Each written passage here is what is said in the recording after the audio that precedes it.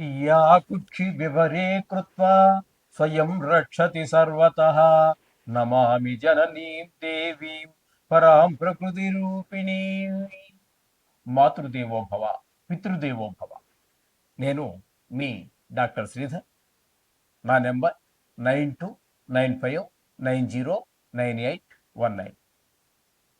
ఇప్పుడు మనము పరాభవ నామ సంవత్సరములో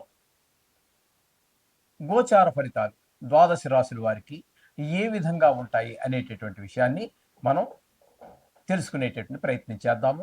ఇది పూర్తి సశాస్త్రీయంగా, ఇందులో నా కల్పనలు కానీ నా భావాలు కానీ ఏమీ చూపించడం జరగదు. కేవలము సశాస్త్రీయంగా మాత్రమే చెప్పడం జరుగుతుంది. పరాభవ నామ సంవత్సరంలో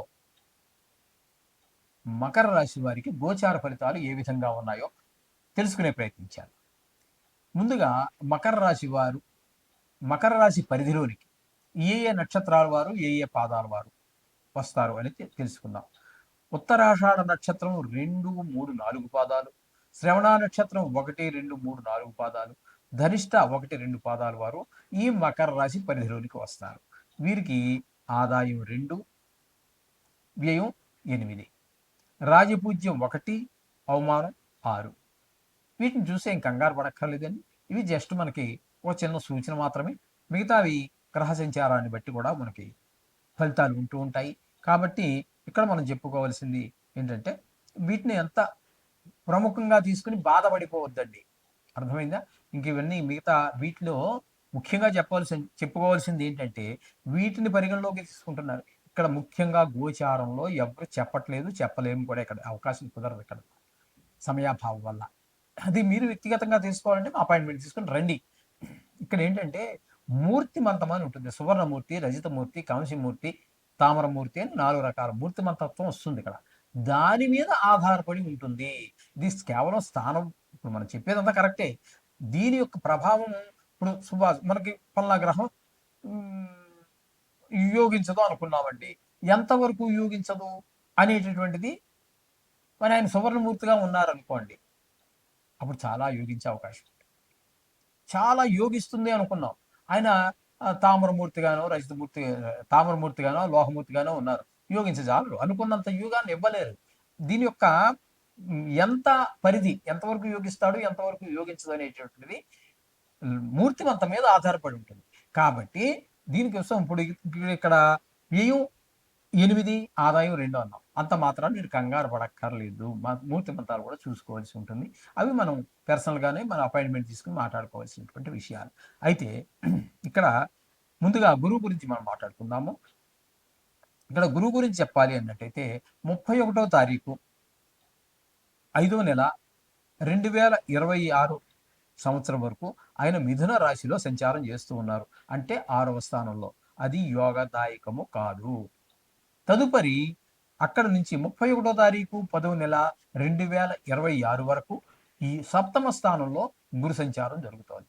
ఆ సప్తమ స్థానంలో గురు సంచారం అత్యంత శుభప్రదమైన ఫలితాలన్నీ ఇవ్వబోతున్నారు. తదుపరి ఒక 2 నెలల పాటు మళ్ళీ అష్టమ స్థానంలో సంచారం, అక్కడ కూడా మళ్ళీ వక్రము. ఈ విధంగా గురు సంచారం 3 రాశుల్లో సంచారం చేస్తూ ఉన్నారు. రకరకాలైనటువంటి ఫలితాలు వాటి స్థానాన్ని బట్టి వస్తుంది. ఇక్కడ మీకు చెప్పాలంటే 8వ స్థానంలో సంచారం చేసిన మళ్ళీ వక్రం కూడా. ఈ విధమైనటువంటి ఫలితాలు రకరకాల భిన్నంగా ఉంటాయి. ఇకపోతే కేతుగ్రహ సంచారం కనుక మనం తీసుకున్నట్టయితే, ఆయన 6వ స్థానంలో, 8వ స్థానంలో, అష్టమ స్థానంలో ఆయన చాలా కాలం సంచారం చేస్తూ ఉన్నారు. అంటే 5వ తారీఖు డిసెంబర్ వరకు, 2026 వరకు అష్టమ స్థానంలో. అది యోగకారకం కాదు. తదుపరి సంక్రమణం ద్వారా సప్తమ స్థానంలో సంచారం చేస్తున్నారు. సప్తమంలో కూడా గోచార రీత్యా కేతు యోగదాయకము కాదు. ఆయన చేత కేతువు పూర్తిగా ప్రతికూలుడే అని చెప్పుకోవాలి. ఇకపోతే రాహు గురించి చెప్పుకున్నాం కదండి. ఇక మనము రాహు చూసుకుంటే ద్వితీయ స్థానంలో 35వ తారీఖు 12వ నెల 2026 వరకు అక్కడే ఉన్నారు. అంటే ఇంచుమించుగా 8 నెలలు 9 నెలల పాటు ఎక్కువ కాలం ద్వితీయ స్థానంలో ఉన్నారు. యోగదాయకం కాదు. తదుపరి సంక్రమణం ద్వారా జన్మంలోనికి వస్తున్నారు. అది అనుకూలమైన ప్రదేశం కాదు. కానీ మిగతా విషయాలన్నీ మనం పరిగణలో తీసుకోవాలి. ఇక్కడ వరకునే కాకుండా ఇక శని భగవానుడు తృతీయంలో ఉన్నారు. ఆయన మాత్రం పూర్తి అనుకూలమైనటువంటి ఫలితాలు ఇస్తూ ఉన్నారు. తద్వారా వచ్చేటటువంటి ఇక్కడ మనం వారి యొక్క ఫలితాన్ని పూర్తిగా మిగతా గ్రహాలను కూడా మనం పరిగణలోకి తీసుకుని మనం చెప్పుకోవాలి అన్నట్టయితే ఈ రాశి వారికి అన్ని విధాలుగా కూడా యోగదాయకంగా ఉంటుంది.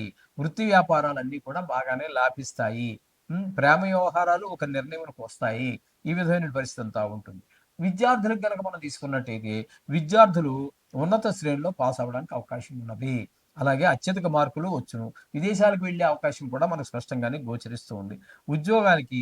ఉద్యోగస్తులు ఉద్యోగం చేసే వారికి కనుక మనం తీసుకున్నట్టయితే వారికి కూడా మంచి అవకాశాలు వస్తూ ఉన్నాయి. కొన్ని సందర్భాల్లో ప్రమోషన్ వచ్చే అవకాశం ఉన్నది.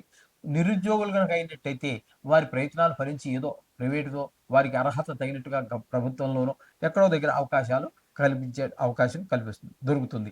వ్యవసాయదారులకి చీడపీడలు ఎలుకల వలన కొంత పంట నష్టమైనప్పటికీ విశేషమైనటువంటి ఆదాయమే వస్తోంది. ద్వారా వాళ్ళు ఆ రుణాలు తీర్చేయగలుగుతారు. కొంత ధనాన్ని కూడా వాళ్ళు డిపాజిట్ చేసుకోగలుగుతారు. ఈ విధమైన పరిస్థితి అంతా వ్యవసాయదారులకు గోచరిస్తూ ఉన్నది. ఇకపోతే వ్యవసాయదారులకి ఉన్న వ్యాపారస్తులకు తీసుకున్నట్టయితే వారికి కూడా వ్యాపారం 3 పువ్వులు 6 కాయల్లో జరుగుతుంది. లాభాలు కూడా విపరీతంగా వస్తాయి. వారు కూడా చక్కగా ఆనందోత్సాహాలతో జీవితం గడిపి ఈ సంవత్సరం పాటు గడిపేటువంటి అవకాశం కల్పిస్తోంది. ఇక టీవీలో ఉన్నటువంటి వారికి క్రీడాకారులు వీళ్ళందరికీ కూడా అందరి యొక్క ఆదాయం అభివృద్ధి చెందుతుంది. అందరి యొక్క ప్రశంసలు కూడా పొందగలుగుతారు. ఈ విధంగా ఉంటుంది. కాంట్రాక్టర్లకు కూడా మధ్యలో కొన్ని అడ్డంకులు చికాకులు కలిగినప్పటికీ మొత్తంగా ధైర్యంగా పని పూర్తి చేయగలుగుతారు. బాగానే ఆదాయం బాగుంటుంది. బిల్లులన్నీ ప్రభుత్వం నుంచి రావాల్సిన బిల్లులన్నీ చక్కగా సకాలంలో అందటము ఇవన్నీ ఉంటాయి. మొత్తం మీద చికాకులు ఉన్నప్పటికీ కూడా చికాకుని అధిగమించి వీరు పని పూర్తి చేసి ఆదాయాన్ని సంపాదించగలుగుతారు. ఇక రాజకీయ నాయకులు ప్రజలు మెచ్చుకునే విధంగా పనులన్నీ చేస్తారండి. తద్వారా వాళ్ళు చేసిన వాగ్దానాలను నిలుపుకోవడం ద్వారా వారు శ్రమకు తగినటువంటి ఫలితాన్ని ధనాన్ని కూడా సంపాదించుకోగలుగుతారు రాజకీయ నాయకులు. ఈ రాశి స్త్రీలకు కూడా మంచి యోగ కాలం అని చెప్పుకోవాలి. మనసులో సంకల్పించుకున్న పనులన్నీ కూడా నెరవేరుతాయి. ఉద్యోగ వ్యాపారాల్లో ధనాదాయం బాగుంటుంది. ఈ విధమైనటువంటి పరిస్థితులన్నీ కూడా ఉంటాయి ఇక్కడ స్త్రీలకి. మొత్తంగా వీరు ఈ రాశి వారు రాహుకేతులకి జపశాంతులు చేసుకోవటం, అలాగే అమ్మవారికి సుబ్రహ్మణ్య, ఎందుకంటే రాహు కేతు అంత అమ్మవారు అయినప్పటికీ కూడా ఇది సుబ్రహ్మణ్య స్వామికి చాలా లింకు. అది కూడా సర్పజాతికి చెందింది కాబట్టి సుబ్రహ్మణ్య స్వామి క్షేత్రాలు దర్శించడం, వారి యొక్క పూజలు చేసుకోవటం, ఇవన్నీ కూడా దేవి కటకమాల పట్టించటం, అలాగే రాహుకాలంలో నిమ్మకాయ దీపాలు పెడుతూ ఉంటారే అటువంటి చేయటం ద్వారా వీరు చాలా సమస్యల నుంచి వీరు బయటపడేటటువంటి అవకాశం స్పష్టంగా గోచరిస్తూ ఉన్నది. కాబట్టి మీరు ఈ విధంగా చేయండి. సర్వశుభాలు పొందండి. శుభం భూయాత్.